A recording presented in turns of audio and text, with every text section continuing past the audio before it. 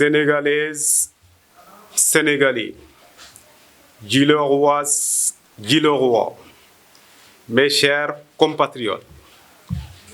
à la veille des élections qui sera particulièrement importante pour l'avenir de notre commune, j'adresse du fond du cœur à chacune et à chacun d'entre vous mes meilleurs vœux les plus chaleureux. Mes sincères salutations et remerciements vont à l'endroit de la population de Djilor Saloum. Je veux aussi saluer avec respect et reconnaissance nos soldats qui défendent partout dans la commune les valeurs cardinales du mouvement Rapide Sagor. Rapide pour renforcement d'aptitudes pour une politique inclusive et un développement endogène pour notre Djoni, qui nous a vu grandir. Une terre hospitalière et riche que nous avons décidé légitimement de préserver, chérir et développer. Mesdames et messieurs, ma déclaration de candidature aux élections locales de janvier 2022 est un temps fort en émotion et en responsabilité. Cette déclaration n'est juste qu'un rappel, car c'était déjà fait depuis le 23 décembre 2019 à Djilor, lors de nos journées culturelles et sportives. Nous avons organisé un point de presse pour vous faire part de cette candidature. Je mesure l'importance et la gravité du moment, tant la localité a besoin de renouveau. La localité est un véritable sentier à bâtir avec vous, par vous et pour vous. C'est pour moi l'occasion de saluer le travail déjà gargantuesque par cette équipe, mais pas achevé. Tous ici, vous avez choisi de consacrer du temps et de l'énergie à ce noble projet. J'ai toujours pensé que là où il y a une volonté, de l'énergie, de la liberté, il y a une voie. Je pense plus que jamais qu'aujourd'hui, cette prise de conscience de toutes les forces vives de la commune de Djilor Saloum aura comme résultat le développement de notre localité. La réalisation de ce projet communautaire, porté par des acteurs à la base, tente à démontrer qu'il est possible de se mobiliser collectivement pour changer son environnement, son cadre de vie et plus largement contribuer aux enjeux futurs. Les élus locaux ont un rôle majeur à jouer dans ces articulations et il est important de les renforcer dans cette mission de construction de la citoyenneté à la base.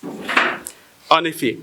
le paradigme du développement local repose sur la capacité d'acteurs locaux à s'organiser autour d'un projet, c'est-à-dire se fédérer autour d'un objectif de développement commun en mobilisant les potentialités et les ressources existantes sur leur territoire.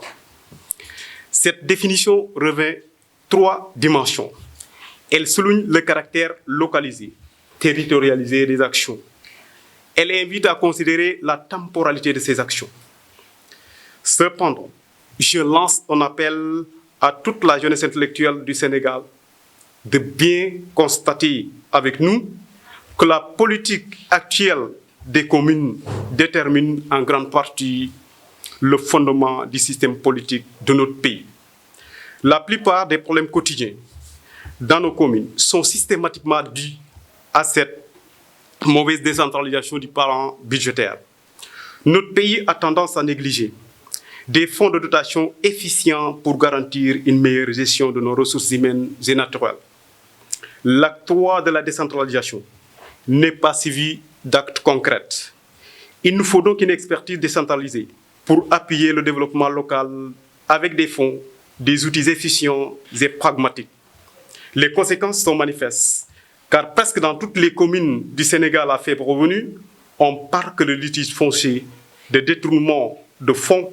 et de corruption, parce que ces derniers sont financièrement instables. À travers le communiqué du ministère du jeudi 3 juin 2021, je le cite, le chef de l'État se félicite du succès de l'eurobond, opération qui a permis au Sénégal de lever 775 millions d'euros, 508 milliards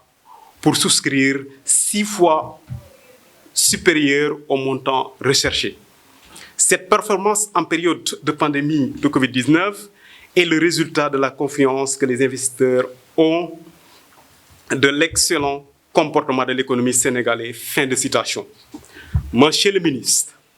l'eurobond n'est rien d'autre que des titres qui permettent au gouvernement de s'endetter sur les marchés internationaux en dollars. Dans le cas de l'eurobond,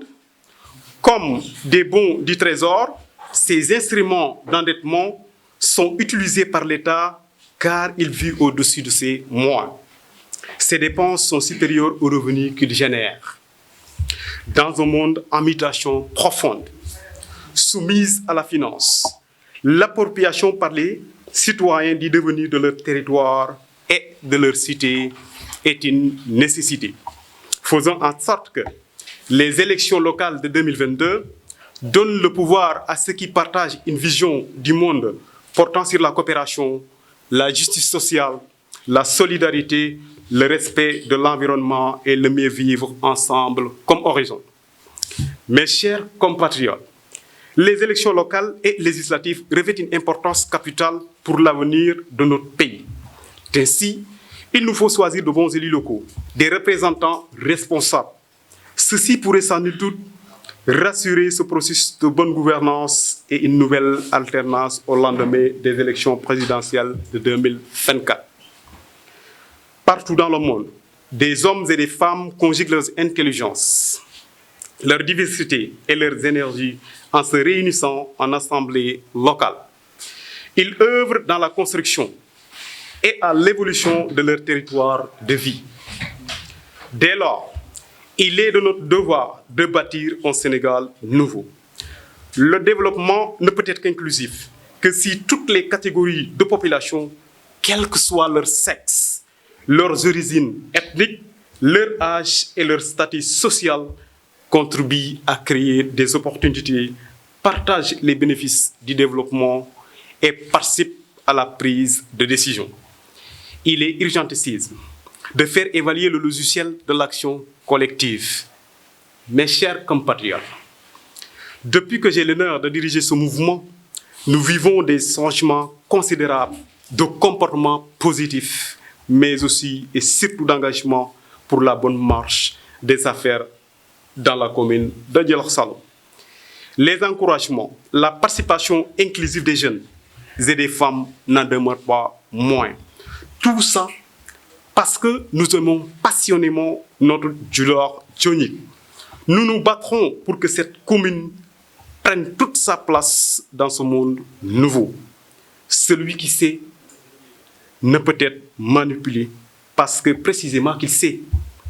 C'est pourquoi je le cite, trouvez la vérité et la vérité vous affranchira. Djilor doit rester uni et fort. Merci de votre présence. Vive le Sénégal, vive la commune de Djilor Saloum. Assalamu alaikum, mbokku Sénégal. Assalamu alaikum, mbokku wa commune Djilor Saloum. Man Mamadou Sidibé Diouf maa leen di nuyu di leen sant di leen gërëm di fédélé sama coloré ci population de Djilor Saloum. Di fédélé sama coloré ci population de Djilor Saloum. Parce que depuis bu ñu taxawalee mouvement bi, je crois que def nañ les 44 villages, gis 44 chefs de village et les 8 hameaux à 12 hameaux. Loolu nag dañ ko def encore. Gis képp ki nga xam ne yaa ngi Djilor di def politique ñu gis la ne na tabax nañ wala ñu ngi bëgg a tabax loo xam ne mouvement boo xam ne dañu ko wax ne rapide sa gox voilà buñ ko tënkee daal rapide sa gox mooy jàppale sa bopp jàppale sa ñooñ wala pour ngir ëllëg ñu mën a soqale fi ñu dëkk. Man nag li ma teew fii tey rappel de candidature là parce que je crois que def naa ko depuis 23 décembre 2019 wante élection yi comme dañ ko repoussé woon moo taxoon ma taxawaat tey jàkkaarloog Sénégal wax ak ndaw Sénégal wax ak commune Djilor Saloum je crois que loolu moo tax ñu teew fi tey waaw ñu toll moment boo xam ne nag dafa doy waar parce que politique suñu gox pratiquement je l'ai dit là wax naa ko français moo déterminé ñun suñu vécu quotidien bi nga xam ne wax dëgg fa yàlla moom la ñu yaakaaree bépp gouvernement bi fi ñëwaat en 2024. loolu nag dafa politique boobu dafa war a commencer ci gox-goxaan yi nan lañ ko commencer ci gox-goxaan yi ñu jàppalante parce que gis ngeen problème yi fii am problème yu doy waar ndox am nañ ko problème mu ndox am nañ ko. Et je crois que là, ça ne fait pas partie des coopérations transférées. Lolo dafa interpeller directement l'État du Sénégal avoir le président de la République. Lolo nak pour nit ñi réussir ko il faut que ñu xam li ngeen bëgg. Pour ñu xam li ngeen bëgg, il faut que ngeen dajaloo en organisation collective. Lii moo waral élection locale. Lolo nak ba mu amee def nañ ko partout dans les 44 villages de Djilor Saloum gis ñëpp ñi nga xam ne ñooy baadoole. wax naa ko courant bi ñëw na je crois que le village ma ngi compter 44 villages mu nekkoon doléance su ñëpp ñi nga xam ne amuñu courant. courant am na solo parce que bu ñu waxee campagne je crois que ñun ñi nga xam ne dañoo juddoo ci gox yi màggee fa jàngee fa def fa lu nekk ba dem université jàngale pendant des années je crois que amul kenn ku nu gën a mën a xam méttitu waa gox gi.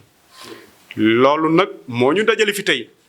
ñu nekk la bouche de ñi nga xam ne mënuñu wax te daje nag ñoom mu nekk chef de village yi. chef de village yi nag dañoo denk benn affaire bu am solo mooy dafa amoon Ablaye Wade lu mu leen mayoon mu nekkoon ay privilèges yoo xam ne dafa bokk ci li tax gox di dox mu nekk ay indemnités yoo xam ne dañ leen ko joxoon. am na ñoo xam ne sax jotoon nañ am voiture waaye ku xam gox-goxaan yi. xam ndool ba fa nekk xam problème ya fa nekk je crois que loolu ñu amoon ñu ngi ciy gërëm Abdoulaye Wade parce que kooku xol gu rafet kese moo tax ma feddali ko et li tax voiture yooyu am solo oto yooyu am solo parce que ñun ñëpp xam nañu santé bi dafa précaire au niveau ci suñu gox yi voiture yooyu nag dafa nekkoon mooy yoo xam ne ñoo doon remplacer sax ambulance mu nekk loo xam ne population bi yëpp dañ ci doon gis seen bopp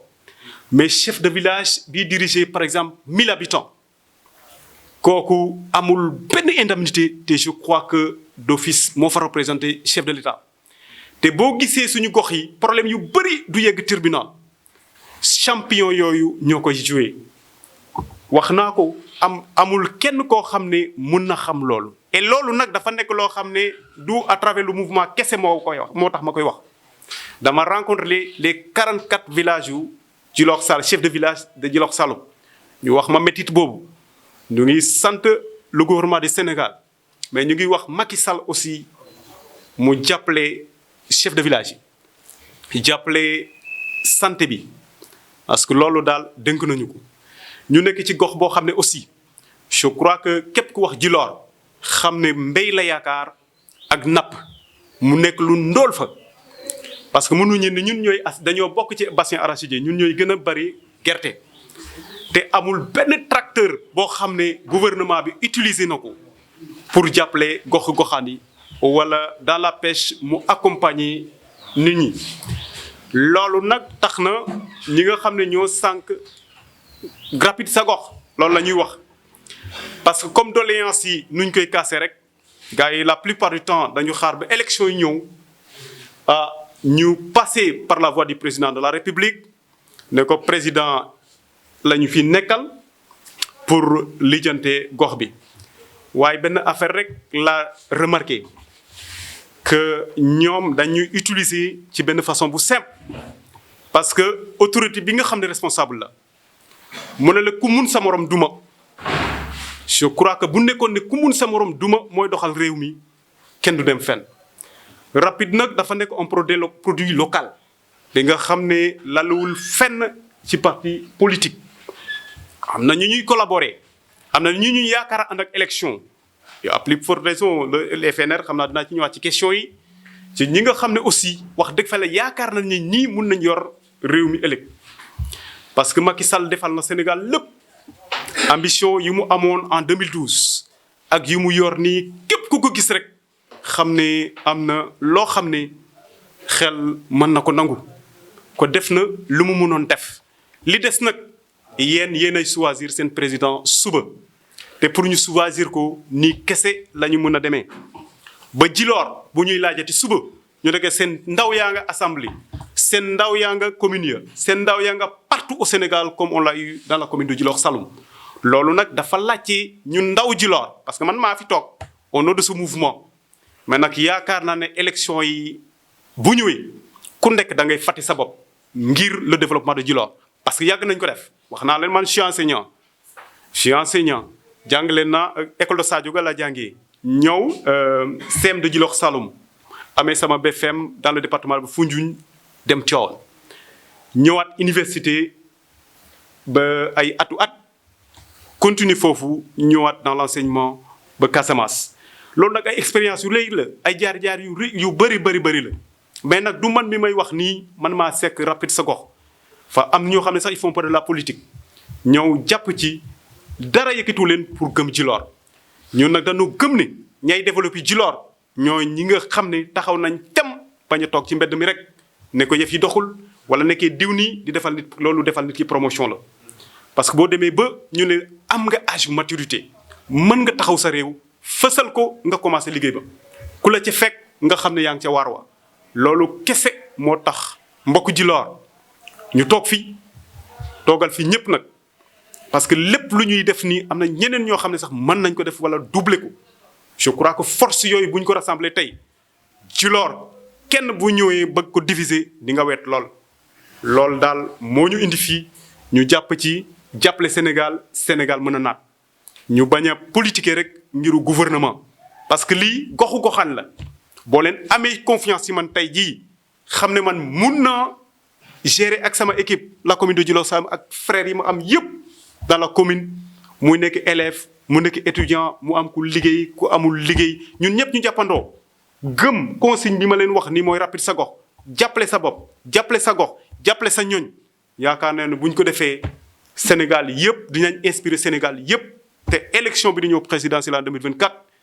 dinañ xam ne voilà kii moo baax ci réew mi ñu jàppale ko. ñu nekk moment bu extraordinaire phase bu extraordinaire wax na ko en français. parce que dañu wax ne gouvernement bi crié haut la main eurobond mu nekk loolu benn firndeel kese la c'est-à-dire Sénégal am na possibilité ab xaalis abu ko ci beneen xaalis boo xam ne nekkul xaalis bi nga xam ne moom lañu comme le franc CFA ou l'euro moom lañ ko xamee c'est-à-dire dollar moomuñ ko. fi nga xam ne ñun suñu investissement yëpp fa lañ ko jëlee je crois que euro la ak le franc CFA loolu nag Sénégal buñ ko ndamoo waaw parce que dina indi problème fan la problème bi nekk mooy ñun suñu dund bi day yokku parce que Sénégal bu nekkee niveau bu muy dund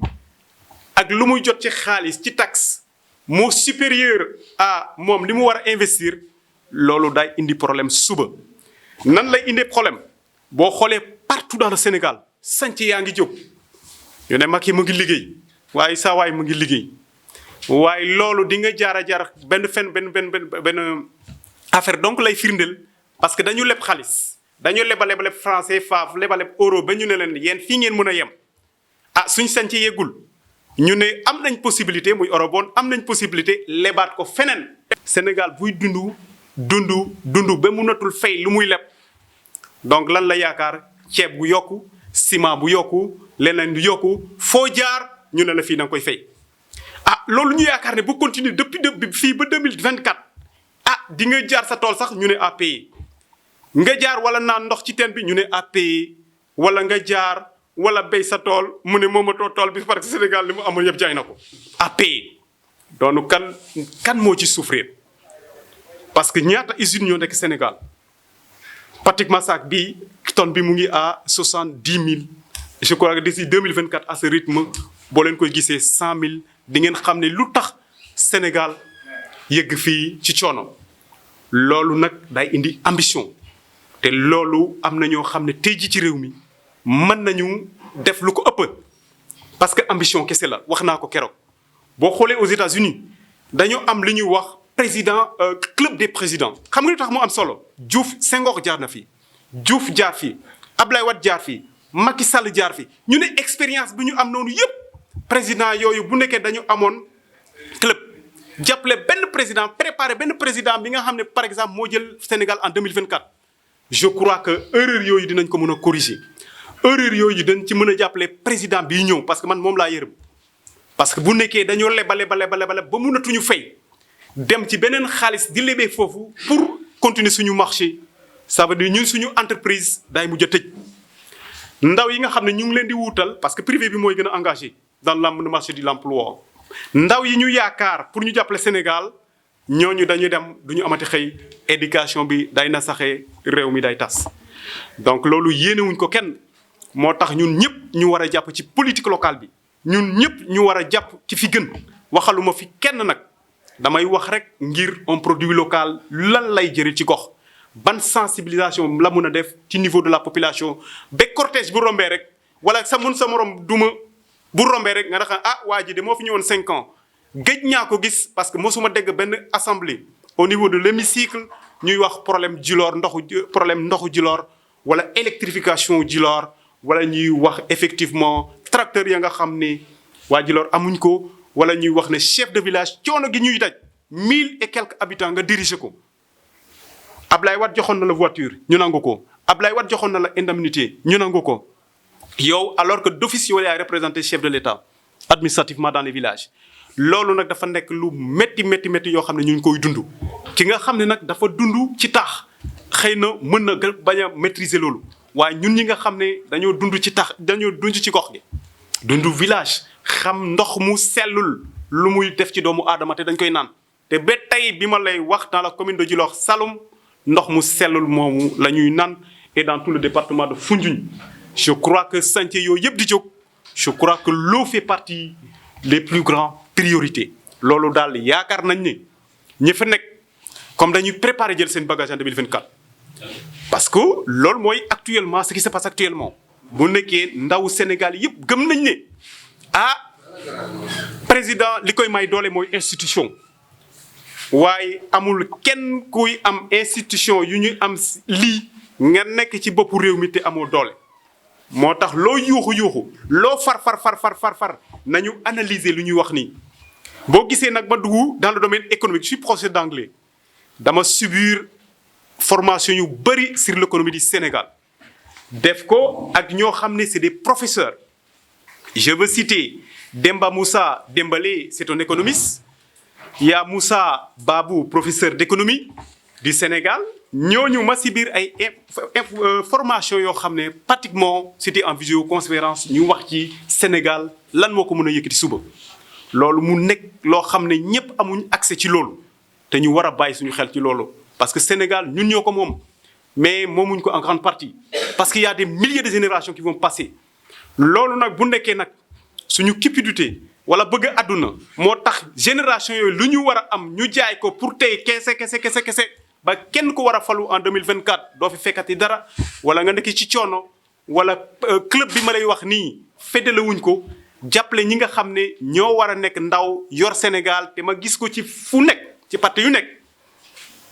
loolu daal moo taxoon ñu ne waa Djilor bu ñu mayee confiance boobu ñu ngi fii di fédéliser suñu candidature bi nga xam ni waxoon ko nañ ko le 23 décembre 2024 point de presse boo xam ne organisé nañ ko donc loolu jarul ñu ñëw ci commune bi ba foofu di koy wax parce que boo xoolee sama discours yëpp dama ko centré sur la politique locale à travers tout le Sénégal loolu moo tax war nañ mën a toog fii wax ci loolu comme suñu morom nu ñu koy defee partout au Sénégal loolu nag dañ ko war a def rek di yeete maa ngi gërëm mbokku Djilor Saloum maxey gidma o fogole Mbin Farba Sadioga Ngekor Gaage Chérif waagimo lum fop 44 villages vraiment laye o pog nun Mamadou Sidibé Diouf ten genoxu meek ba fallait fa nous la langue sérère parce que c'est important je suis dans le milieu sérère gimin o sérère ko gima gim xoxum waye ga anga kaga fop rek imo jo ndamiro parce que inde fa xate ba xa andona injanga njega mo njek maturité ke na gérer Sénégal fop yakarame nu ndamtanga en dal i mbaga mbat ma gérer in représenter la commune de Djilokh Saloum mais surtout département Foundiougne yëpp maa ngi leen di gërëm di leen sant